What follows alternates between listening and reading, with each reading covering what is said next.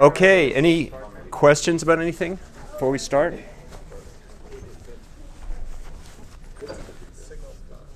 Signals time. Yeah.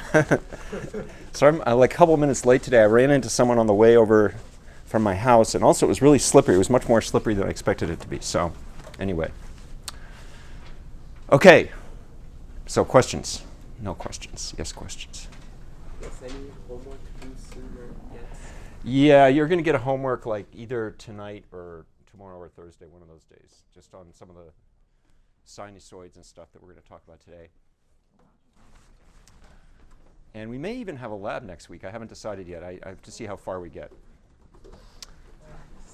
Okay. Yep. If we have a lab next week, is that because like I thought next week we were gonna talk about the MATLAB stuff, or is that this week?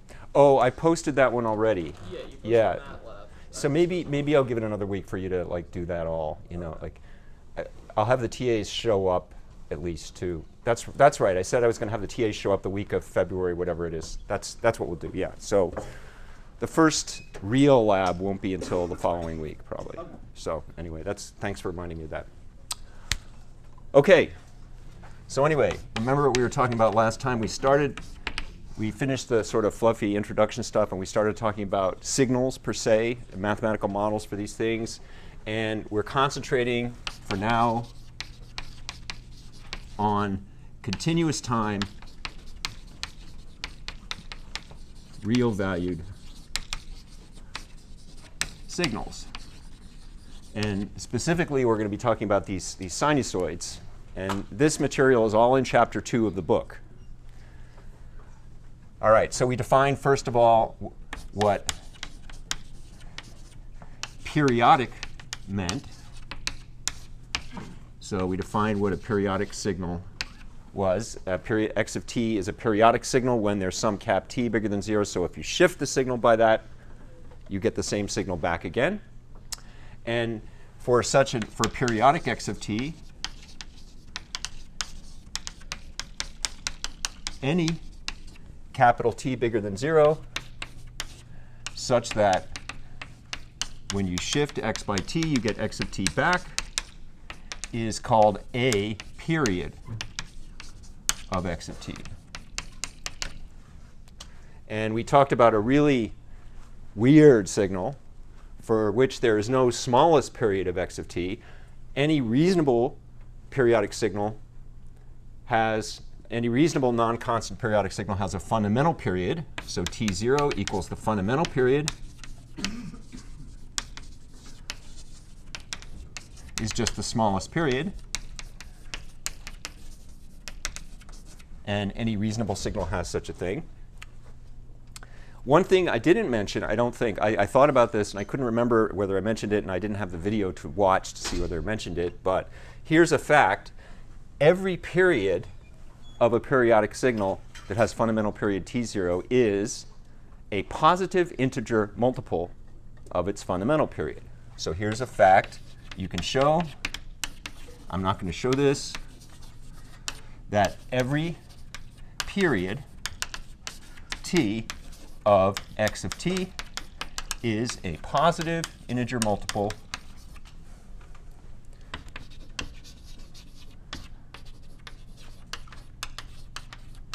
of its fundamental period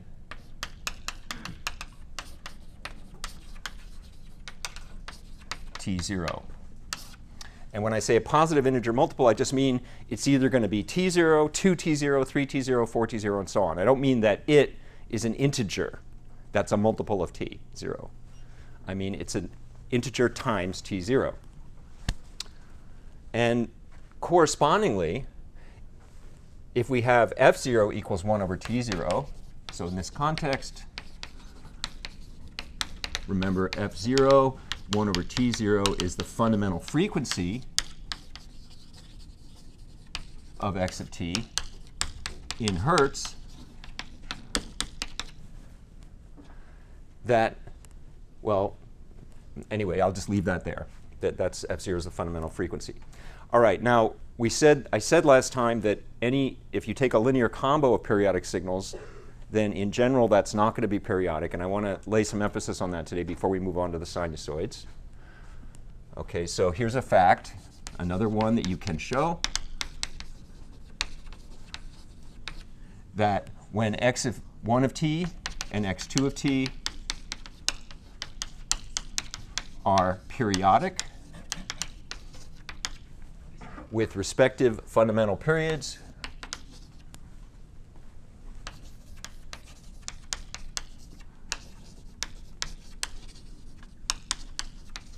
say t1 and t2,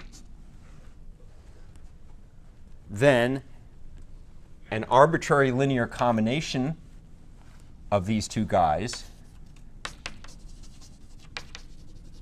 so a linear combo, say x of t equals some constant c1 times x1 of t plus constant c2 times x of t, for arbitrary c1 and c2, so this will be periodic for arbitrary choices of c1 and c2. That's going to be true if and only if t1 and t2 are related by a rational number. In other words, t1 divided by t2 is rational. So there's no way to have arbitrary linear combos of two periodic signals be periodic, all be periodic, unless their periods have a rational ratio. And later on when we talk about Fourier series, we're going to have a name for this. It's called, they have harmonically related fundamental periods. Yes, question? What exactly do you mean by will be periodic for arbitrary t? OK, say I have x1 and x2 of t, right? I can add them together. Or I can take 7x1 plus 3x2. I can take minus 13x1 plus 19x2, whatever. I get different signals for every choice of c1 and c2, right? All choices of c1 and c2 of that kind will lead to a periodic signal, if and only if their periods are related in this way. Now, in this case, it turns out, in this case,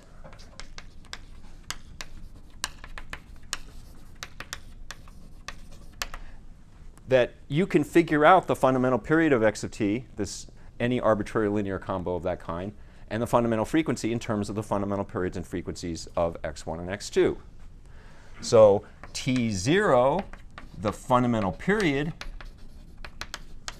of x of t in this formula here, is going to be the lowest common integer multiple of t1 and t2.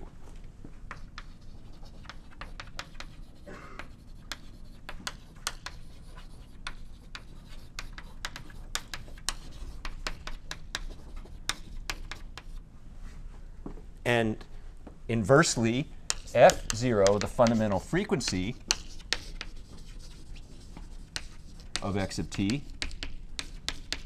is going to be the greatest common integer divisor of the fundamental frequencies of x1 and x2 of t.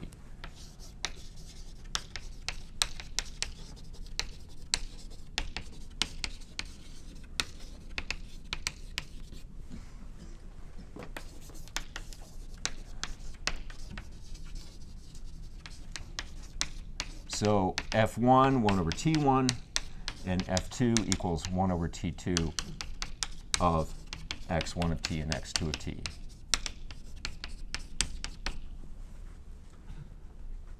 And again, this is something that requires a little bit of work to show, but it kind of makes sense when you think about it. Now, what do I mean by the lowest common integer multiple of t1 and t2? I mean you take t1 and you list all its integer multiples. And you take t2 and you do the same thing. You list all its integer multiples, and then you find the smallest number that's on both lists. OK, so to find t0 in this case, you make lists. t1, 2t1, 3t1, 4t1, blah, blah, blah, blah, blah, and say t2, 2t2, 3t2, 4t2, 5t2, and so on. And t0 is the smallest number on both lists. So you can think of, you'll have some homework problems where you take these, try to figure out the lowest combination multiple of those things, of two things. Okay, so those are some generalities, and I could have saved those up for the Fourier series discussion, but I figure it's worth talking about now because when we talk about sums of sinusoids whose frequencies are not harmonically related, we want to refer back to this. Okay, so now let's talk about sinusoids.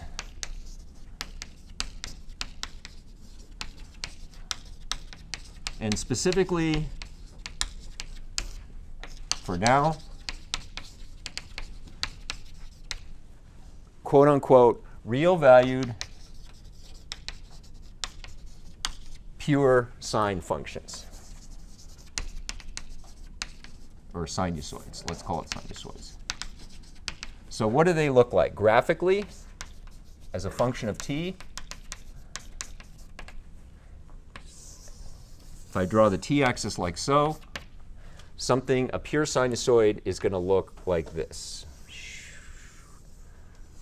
Wow, this is pretty good. Better than usual. Okay. Now, I'm not a good drawer. I admit that. Yeah? You like it? Okay. So that's what it looks like. And I'm not putting in t equals 0 on purpose, because we're going to save that up for a second. Okay. Clearly, this is periodic. How do you find its fundamental period? You can just look at the graph and you can tell me what the fundamental period is and how to find it. One way to find it is take the distance in time between adjacent positive peaks.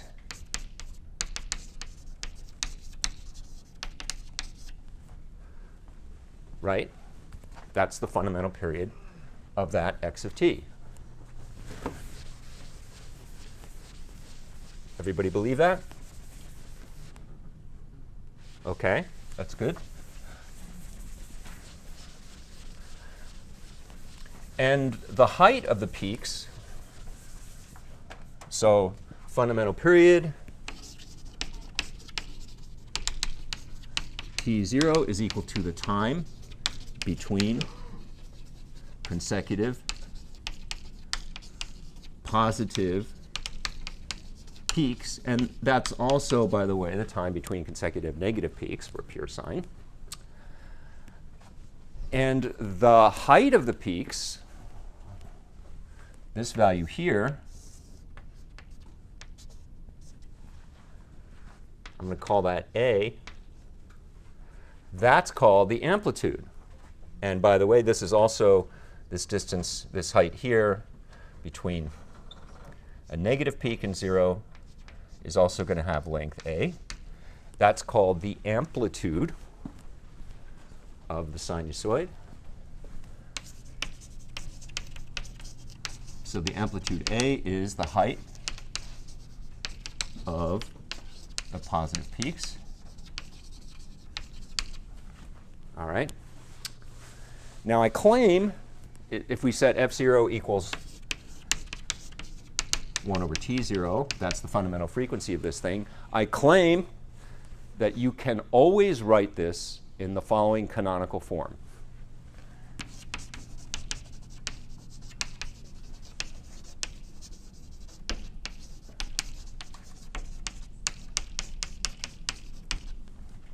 You can always write x of t equals a cosine 2 pi f0t plus phi 0, where phi 0 is some number between, so I'm going to write phi 0 equals the quote unquote phase of x of t, and it's some number in the interval minus pi to pi. And this is a convention the book adopts to pin down the phase unambiguously. It demands at all times that the phase lie in this interval, where there's an open interval of the minus pi and a closed interval of pi. Let's see how this works. Okay. So first off, why the ambiguity? Why the quotes around the? So why the versus the with no quotes? If I take a cosine and I shift it by any integer multiples of 2 pi, if I take x of t, I take a cos 2 pi f0 t plus phi 0 plus any 2 pi k, where k is any integer, that's going to give me x of t all over again. 2 pi f0 t plus phi 0 equals x of t, and that's going to be true for any integer k, positive or negative. And you can prove that fact just by using trig identities if you want. You know, you could do like the sum angle formula, a cosine theta 1 plus theta 2, and you get a cosine this, cosine that, minus sine this, sine that. Sine that is 0, cosine that is 1. Get it? You know, that you can prove that very easily using trig identities. So there's ambiguity in what number you put here to make x of t. And to eliminate that ambiguity, you just take whatever number you start with and you shift it by an integer multiple of 2 pi until you land in that interval minus pi to pi. And you're always going to land there. Okay, so to find the quote-unquote canonical phi 0, which is going to lie in that interval minus pi to pi for a given x of t, you just shift whatever phi you start with, and I'll do an example of this in a sec.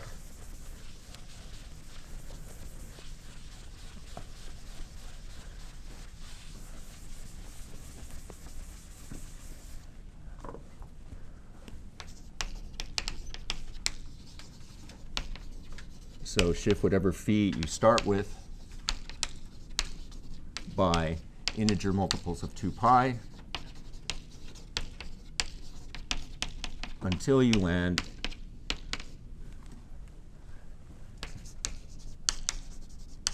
in the interval minus pi to pi. So let's do an example of that. For example, someone comes up to you on Hall Plaza and says x of t equals 7 cosine 2 pi times 3t plus, say, 19 pi over 7. All right? And they say, you know, like I really would like to express that in your canonical form with a phase that lies in the interval minus pi to pi, but I forget how to do it, right? Say this person is from AAP, right? Some other college than engineering. So what do you tell them? You say, oh, well, your problem is you've got the first part right. This is f0 is going to be 3 hertz. And the amplitude, A, is going to be 7. And this 19 pi over 7, that's a little bit of a problem because that's outside of the interval minus pi to pi. So you can take this 19 pi over 7, and you can shift it, say, subtract 2 pi from it. What is 2 pi? 2 pi is 14 pi over 7. So you shift down by 2 pi, and you get 5 pi over 7. Boom, you're fine, you're good. So this x of t is 7 cos 2 pi 3t plus 5 pi over 7. Great. Now sometimes you're going to end up with a negative thing instead of a positive thing as this phase, because when you shift down by an integer multiple of 2 pi, you can land between minus pi and 0. And you'll have plenty of practice at this as we go along. OK. So I claim that we can express any pure sinusoid, any pure real-valued sinusoid in this form with a positive fundamental frequency. And I'm talking non-constant ones here. We'll get to constant ones in a sec. Positive amplitude, positive frequency in some phase that lies at minus pi to pi. What about from this picture? How would you figure out? We've seen how to figure out T0, F0, A. How do you figure out the phase? Well, you can't from the pictures I've drawn it here. You need to pin down what t equals 0 is, right? So how to get the phase from a graph? Let's talk about that.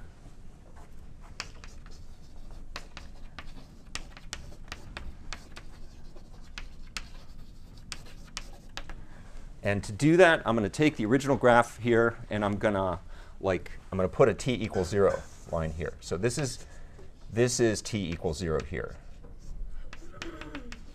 We didn't even need to know where t equals 0 was to figure out the a and the fundamental frequency. But now we do need to know where t equals 0 is to figure out the phase. How do we figure out the phase? Well, here's one way to do it. You find the time of the first positive peak to the right of t equals 0. And let's call that t1. So this is t1. So you let t1. I know we're starting slowly. I apologize. I mean, you've seen all this kind of before, but it's good to go through it in a formal way. Let t1 equal the time of the first positive peak of this guy.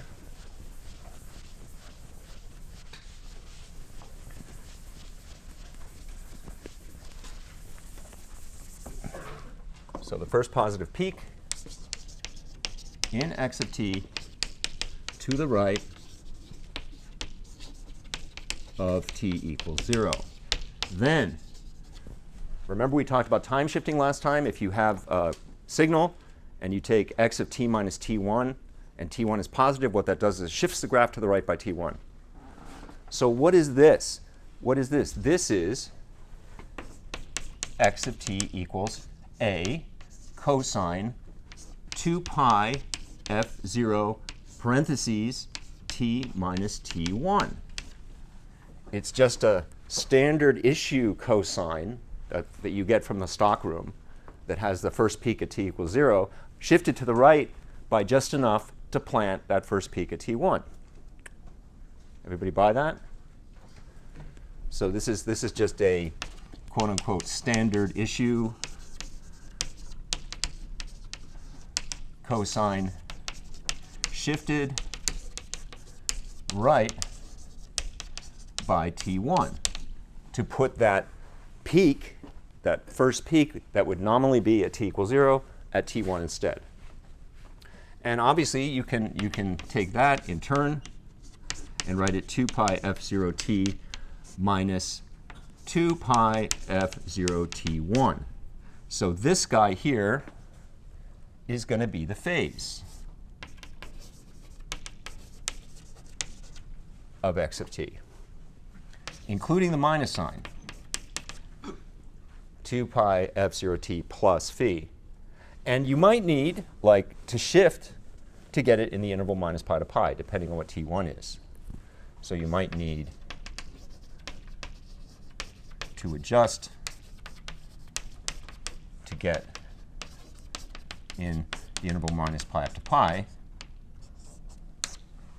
And it turns out the picture I drew here, you don't have to adjust it. But if this peak were a little further over so that the first 0 crossing happened to the right of 0, you would actually have to make an adjustment to get in minus pi to pi. And you'll have some practice doing that. OK, so that's how you figure out from the graph the phase. Amplitude, frequency, phase, period, whatever. Those are all easy to figure out from this graph. OK, so here's a couple of cool things about these pure sinusoids. Remember last time I said sometimes it pays to think big. Think about the set of all signals, all real-valued signals, and the structure of it. It's a vector space that's closed under time shifting, right? What about the set of all pure sinusoids of various frequencies, whatever? So some cool facts. So 3 facts. The first 2 are going to be obvious, and the third one is going to be less obvious and require a little bit of a detour, as you'll see. So first off, 1. And this is for any f0 bigger than 0 and any a bigger than 0. If x of t is a cosine 2 pi f0 t plus phi 0, then any time shift of A is also a pure sinusoid of frequency f0 and some other phase. So then for any time shift t0, x of t minus t0 is also a pure f0 sinusoid with some phase. Specifically,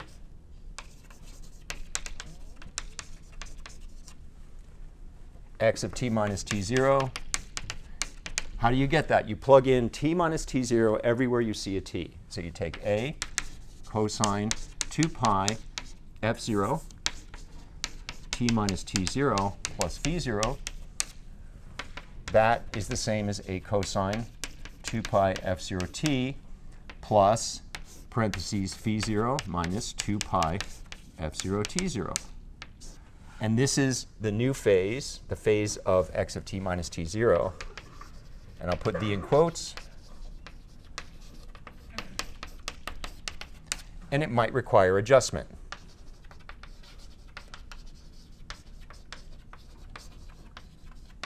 To get it so it's in the sacred interval minus pi to pi. Now, why go through this whole song and dance and have a fact, item 1, this and that? What this says is the set of pure sinusoids of frequency f0 is closed under shifting. Okay, that's the think big way of looking at this result.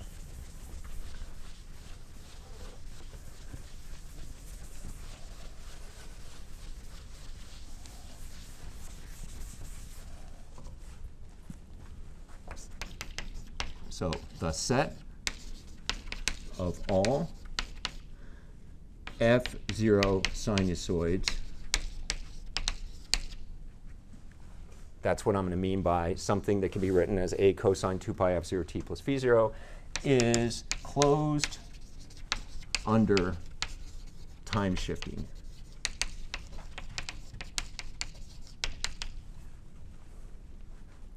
Okay, that's one thing.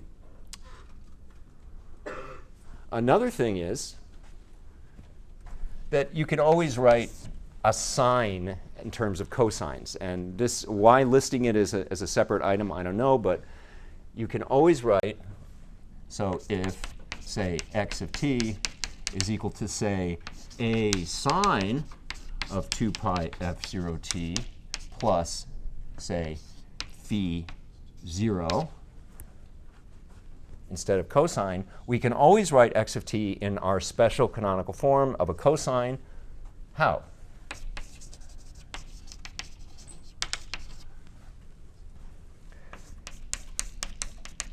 Well, if you think about it, if you take a cosine wave and you shift it to the right by pi over 2, you get a sine wave, right?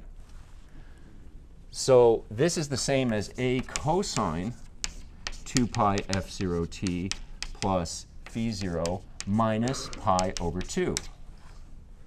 And if I group that phi 0 minus pi over 2 into one thing, this is the phase of x of t. And this relies on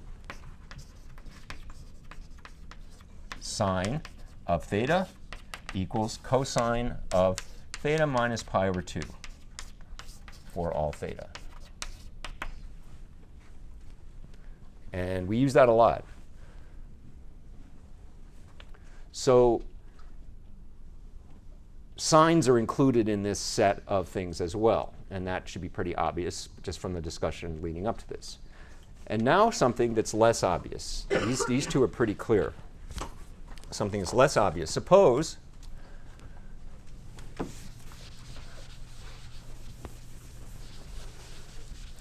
and before I do this, suppose I want to tell you about a convention that if we have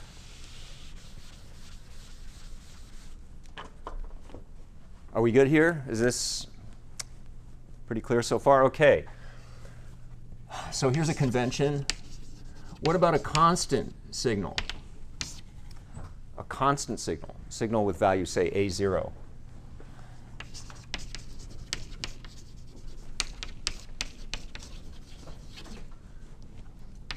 So x of t equals little a0 for all t.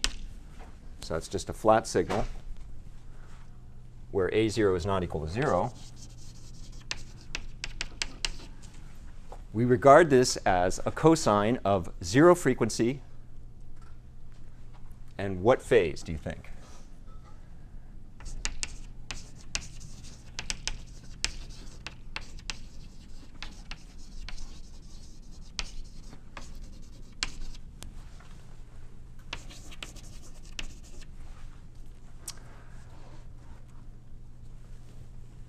I have to fill in this blank.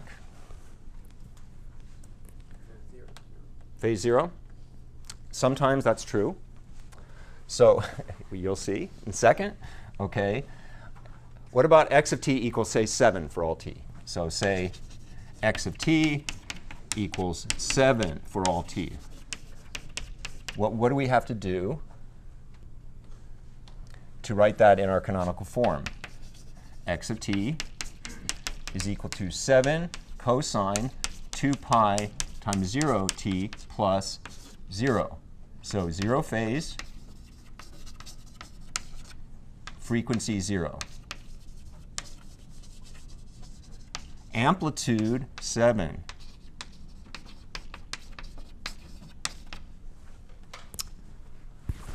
How about x of t equals, yeah? Well, the amplitude has to be positive, so if you have a negative a0, the phase needs to be I. Yes, yes, exactly. So that's those two answers together cover it. If x of t equals minus 19 for all t,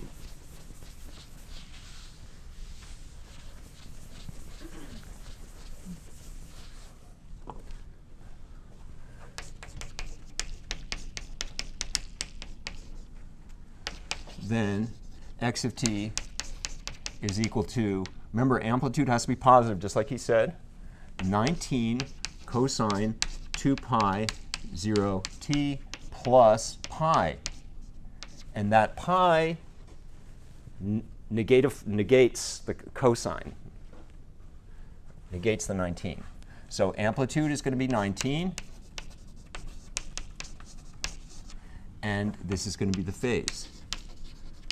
So to finish this little statement here in our convention, any constant signal x of t equals a0 for all t can be regarded as a cosine of 0 frequency and phase equal to 0 when a0 is bigger than 0, pi when a0 is less than 0, and amplitude absolute value of a0. Okay. I didn't want to tell you the amplitude ahead of time because that would have kind of given away the whole sign of a0 being important kind of thing. OK. All right, so now we have, like I say, 3 facts. We only have 2 of them so far. Now back to our list of facts. So here's our third fact. And this is less trivial, less obvious. And it goes like this. If I take a bunch of those guys, a bunch of a cosine 2 pi f0t with different phases, and I add them together, so if x of t is equal to the sum, say, from k equals 1 to n, I'm just picking an arbitrary thing here, of, say, cap ak cosine 2 pi f0t, same frequency for every term,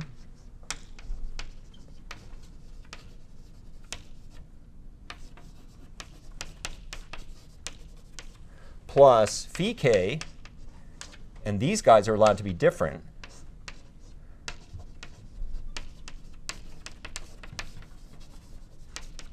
Between the terms.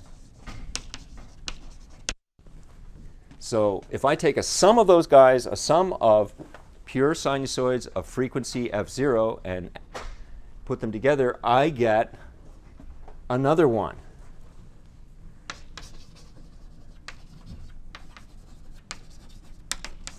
We can write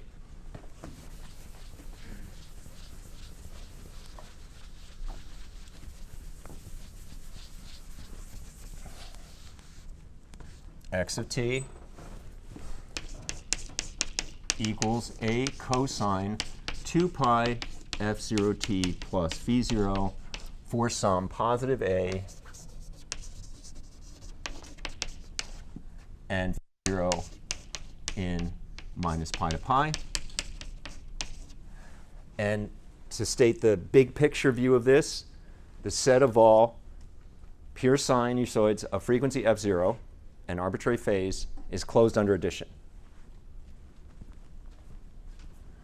So that is to say, quote unquote, the set of all f0 sinusoids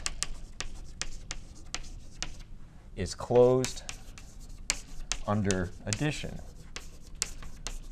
And if you include the constants, it's also closed under linear combo. But let's not worry about that. Let's think about this. So how do we get it? This is, to me, is kind of surprising a priori. You know, why should, if I take a cosine and I shift it by a little bit this way or shift it by a little bit that way and have different amplitudes and I add them all together, why should I get a cosine out of all that? To me, that's a little bit surprising. So maybe surprising. You know, so think about adding a bunch of different phased, different amplituded, if that's a verb, cosines of frequency f0. Why should that be just another cosine? To me, that's not obvious. I don't know. Maybe it is to you, but it's not to me. How do we show this?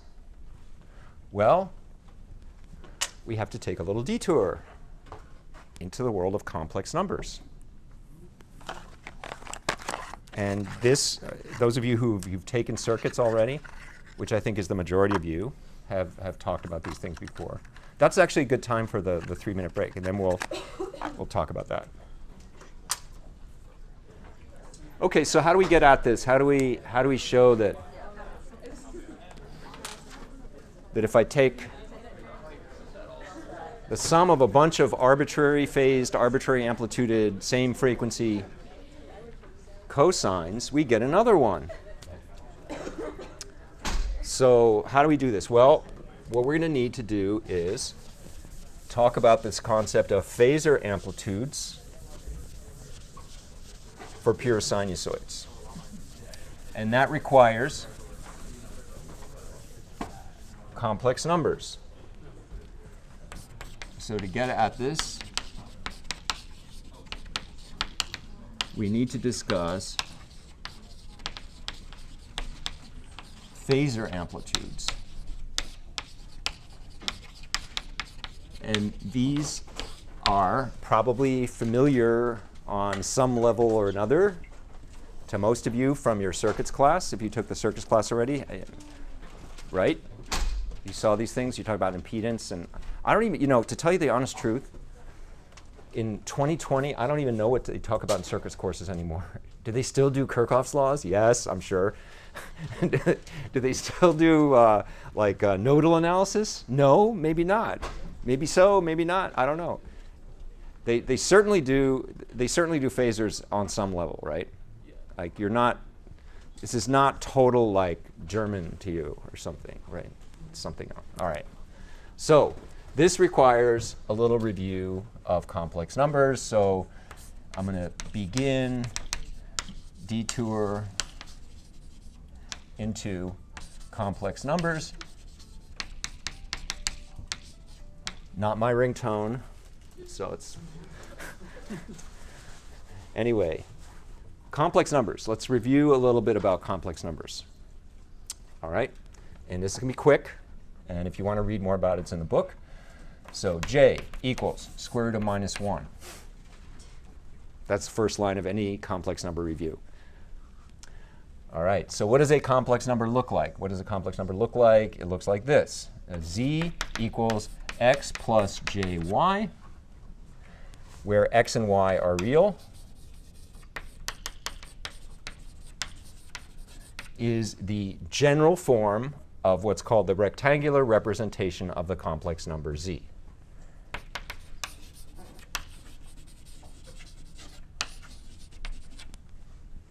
So for a complex number z,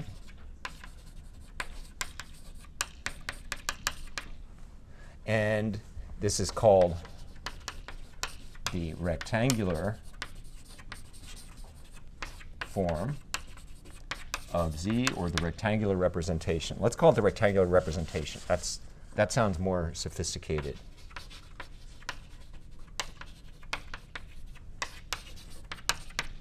And the numbers x and y in this formula are uniquely determined by z, and they have names. We call x the real part of z, and this is the way I'm going to write real part, and y equal to the imaginary part of z.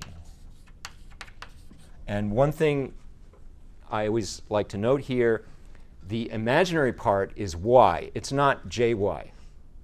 So the imaginary part of z is a real number. It's not an imaginary number. So note it's y, not jy. In any event, I said x and y are uniquely determined by z. You'll see how in a second. Given such a z, the complex conjugate of z, which I'm going to denote by z star,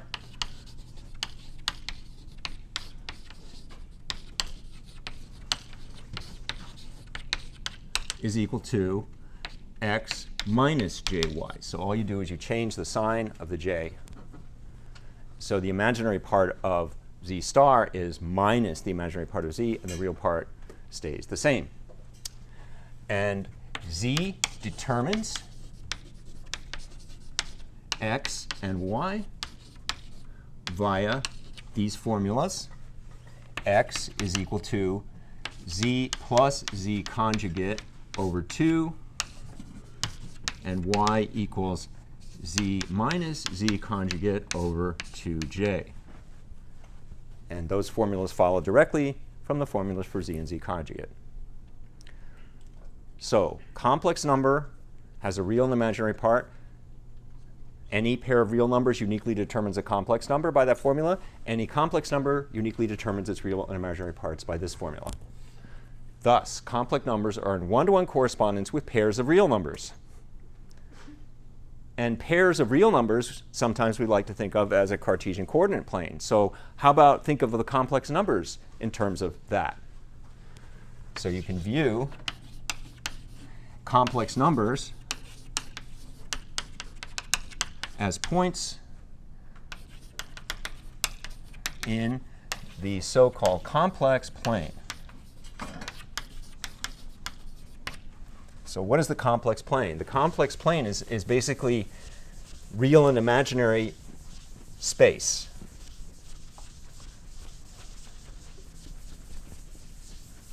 So here's a complex plane. This is the real axis, and this is the imaginary axis. And suppose I have a complex number, say, let's call this number z0. All right? That's a point in the complex plane. What's the real part of z0 going to be? It's going to be this real number. So x This is the real part of z0. And if I project this on the y-axis, then this complex number here is going to be jy0, but this length here is going to be y0, which is the imaginary part of z0. Okay? So that's complex plane. All right, so now we have complex numbers, real part, imaginary part. What else do we have? Well, we have this amazing formula, or actually list of formulas. I like to think of them as 3 different formulas, even though one of them gives rise to the other 2. All right, so here are important beyond measure formulas. And these are called Euler's formulas. And some people say, Euler, you know how to pronounce that because you've heard it before, right? And in German, yeah, it turns out that EU is always pronounced Oi. And I don't know how many of you have seen this movie. There's this movie called Theory of Everything, I think is the name of it. It's about Hawking, No, I'm thinking of the wrong eccentric scientist movie. It's called it's the one about Turing. It's called Imitation Game. Yes. Okay. So anyway, Imitation Game. There's this scene where he and the woman who is working in the lab with him are sitting outside having lunch, and he shows her this formula on a piece of paper, and she says, well, Euler's theorem implies all that, and I'm like, no, it's Euler's theorem. And believe it or not, there's this like flame war going on the people talking about the movie sites where people say, you know how it goes, like the first person says, she pronounced it Euler, ha ha, whatever, and then the next guy says, you idiot, in England that's how they say it. No, you're an idiot. No, no one says it that way. And no, you're an idiot because during World War II they hated the Germans, so they corrupted all the German pronunciations to make them sound English, and this huge argument ensues. It's amazing how fast it goes from ha-ha to you idiot, online. But anyway, watch for that moment in the movie. And you can even Google for it. You can see the scene. But anyway, it's an anachronism too, because this is something I will tell you about in 3250 if you ever take that no one knew back in that time, the time of that scene, that modular arithmetic and Euler's theorem had anything to do with cryptography. So there's no way that anybody, that was 30 years ahead of that. So that would not have come up. Anyway, you can't understand that at this level. But, OK, so enough about Euler. Let's write this formula down for now. This one is e to the j theta equals cosine theta plus j sine of theta for all real theta. And in fact, for all complex theta. But anyway, just think of it for real for now. What do we mean by e to the j theta? It's just this power series.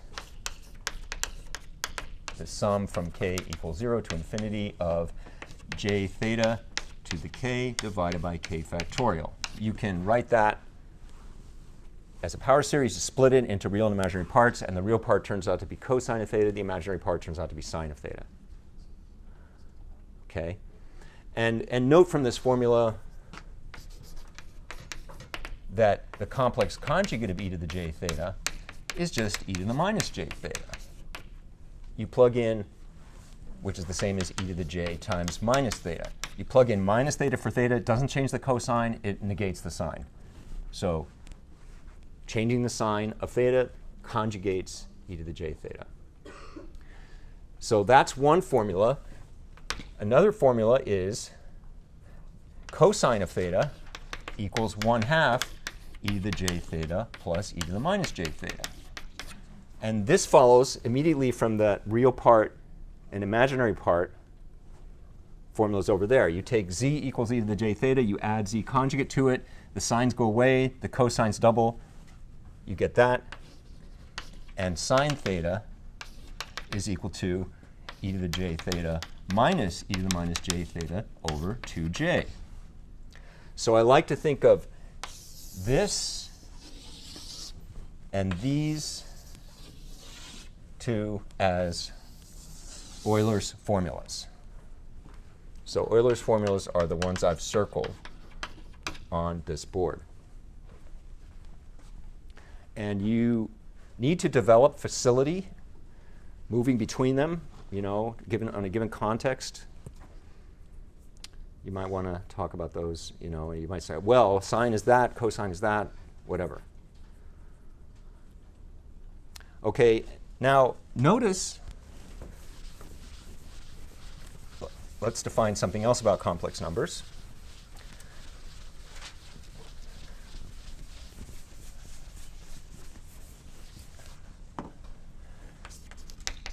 Given a complex number z, the magnitude of z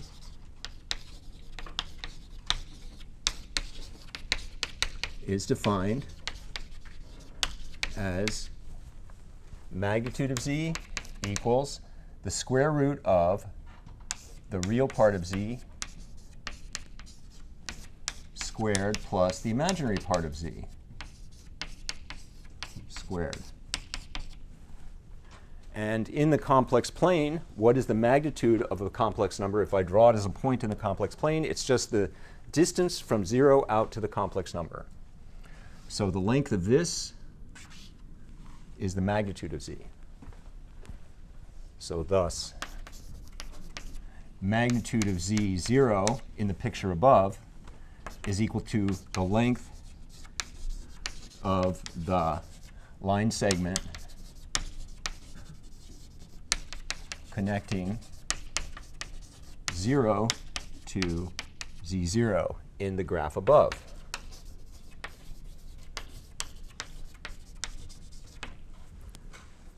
Okay, so that's the magnitude of a complex number.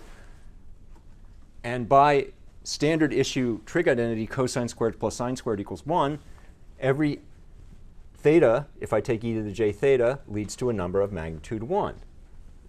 So in particular, here's a special case.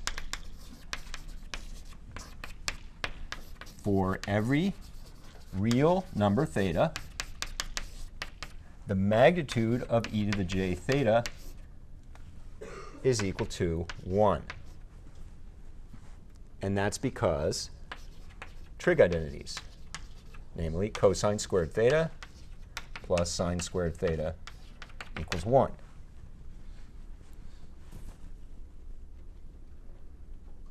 Right?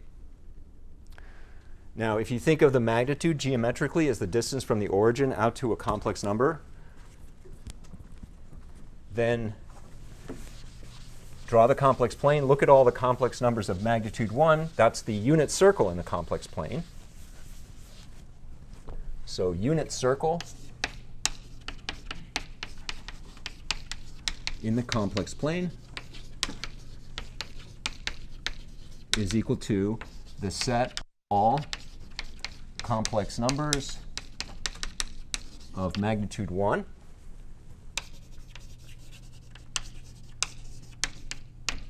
So let's draw a complex plane down here. This is the unit circle.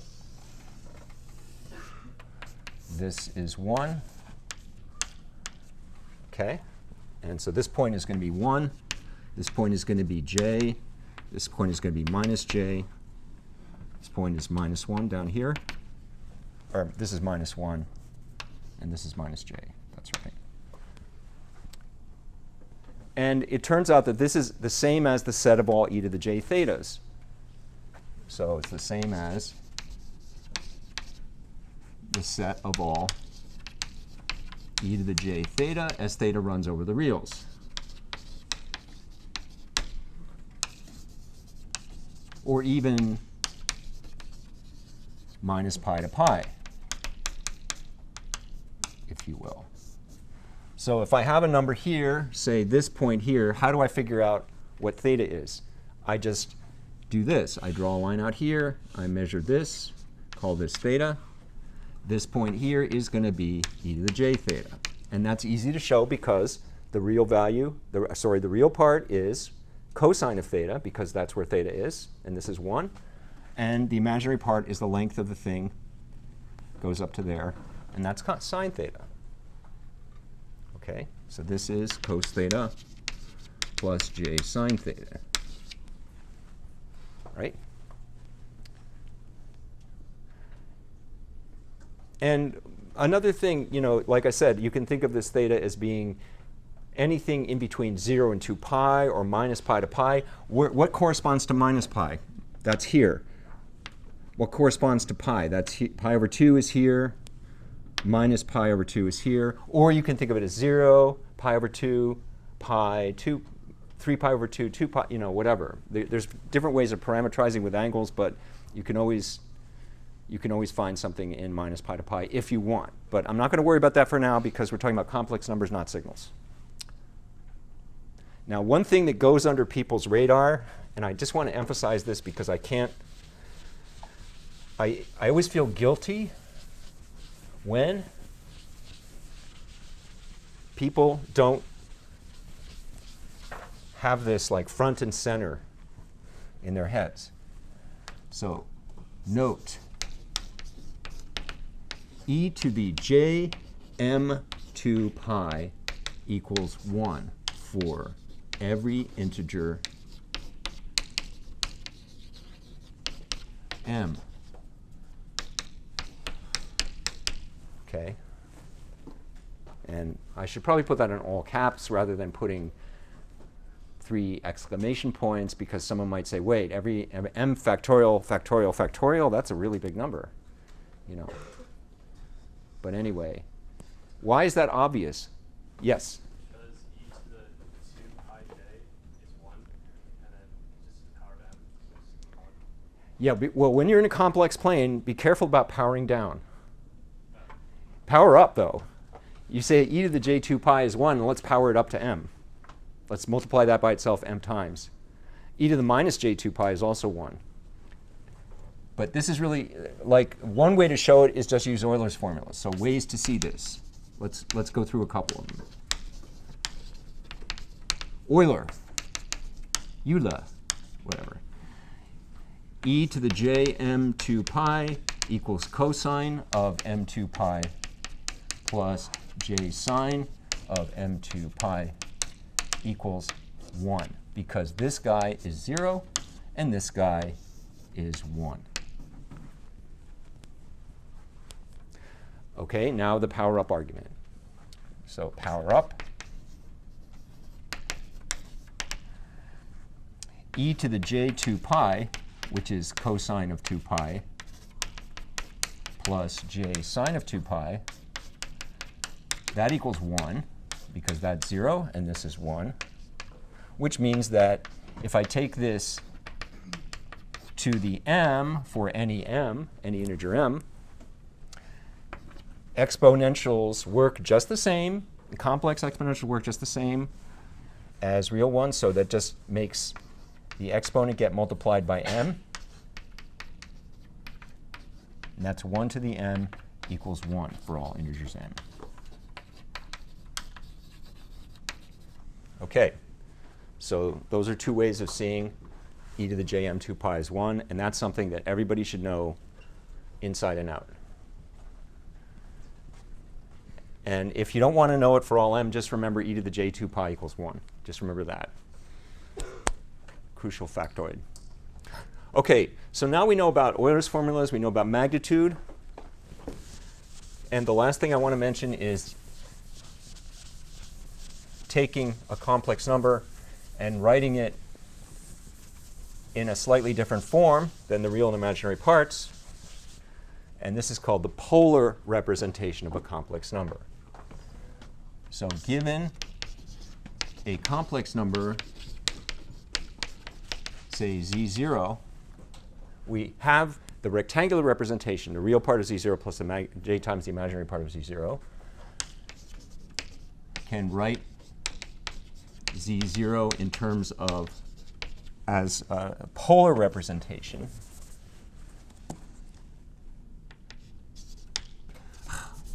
in polar form, how do I want to say this? We can write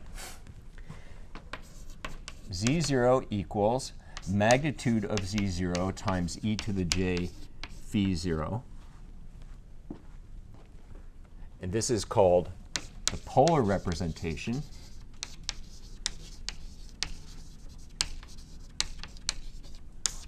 of z0, where phi 0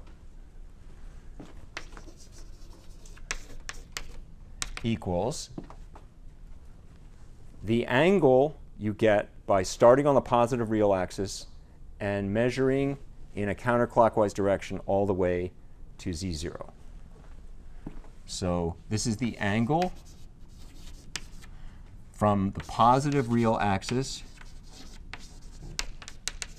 to the ray containing z0 measured counterclockwise. So I'll draw a picture in a sense.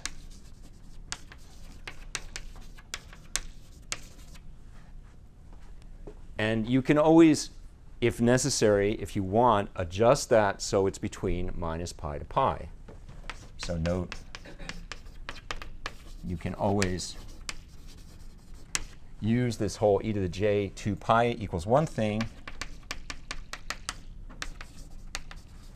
to adjust phi 0 to be in minus pi to pi.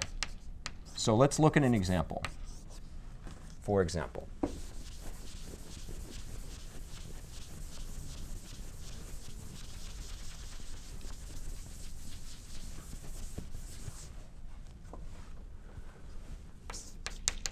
how about this? How about here's the complex plane, and here's going to be, say, z, 0. And I'm going to assume, let's put it more like 45 degrees. So it's going to be like here, z0, and this distance here is going to be, say, 19. How about that? And say this angle here is 45 degrees. So this is going to be, if I do that, it's going to be pi over 4 here. Right? Fair enough? All right, so what is the polar representation of z0? What I do is, first, I take the magnitude of z0, which is 19. Then I take the angle measured from the real axis over to here. What's that going to be? That's 5 pi over 4, right? E to the j 5 pi over 4.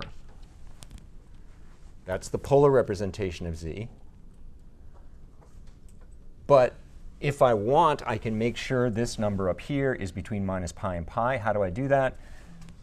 If I subtract 2 pi from this, that's the same as 19 e to the minus 3 pi over 4. So those are both perfectly valid polar representations. But it turns out when we're using these for signals, we're usually going to want to do that adjustment to get the phase in minus pi to pi. What's the rectangular form of z? Anybody care to hazard a guess? Something plus j times something else?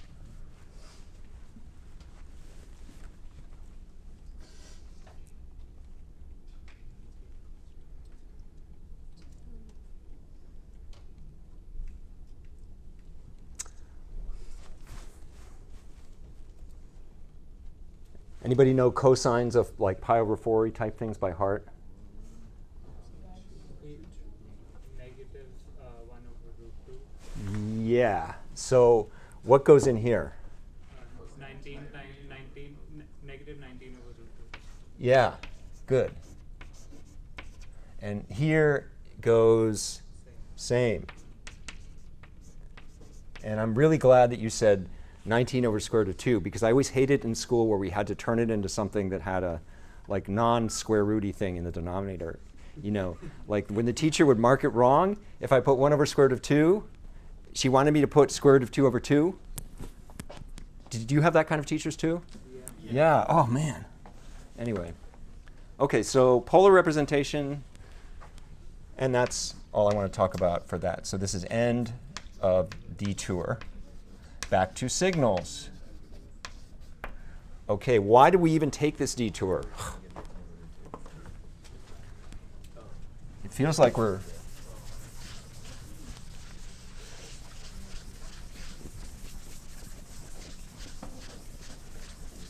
we've gone an awful long distance afield just to get back to this. Back to signals. Say we have f0 and ak bigger than 0 for all k, and phi k in the interval minus pi to pi for all k. And we form a signal x of t equals the sum from k equals 1 to n of ak cos 2 pi f0 t plus phi k. I claim that we can write x of t equals a cos 2 pi f0 t plus phi 0 for some positive number a and phi 0 in the interval minus pi to pi. How do we do that? What do we do? Well, we look at each term individually. OK, so let's look at each of the terms. So let's look at term k. Term k is ak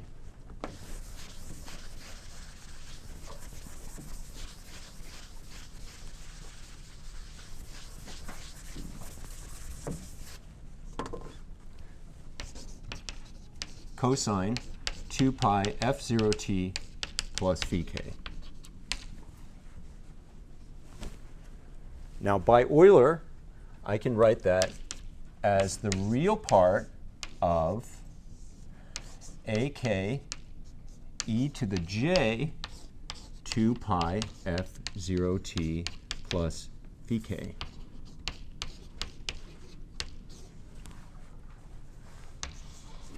Right? And that's the same as the real part of, I'm going to factor this exponent here. I'm going to get ak e to the j phi k times e to the j 2 pi f0 t.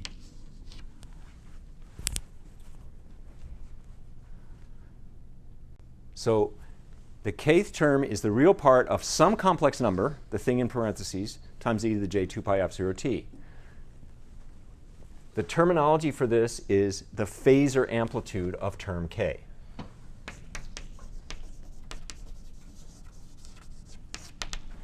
ak e to the j phi k, that's equal to the phasor.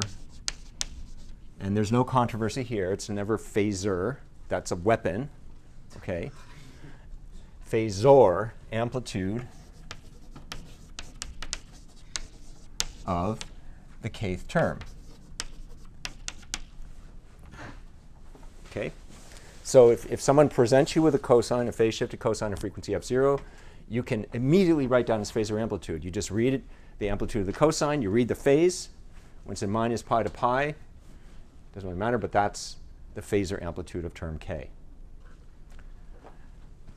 Now, what are we going to do? We're going to take x of t, and we're going to write each of the terms in x of t as phasor amplitude times e to the j, real part of that, add them all together, and by the linearity of taking real parts, we're going to figure out that this a is going to be the magnitude of the sum of the phasor amplitudes, and this phi 0 is going to be the phase of the sum of the phasor amplitudes, written in polar form. And so that's the very first step of next time.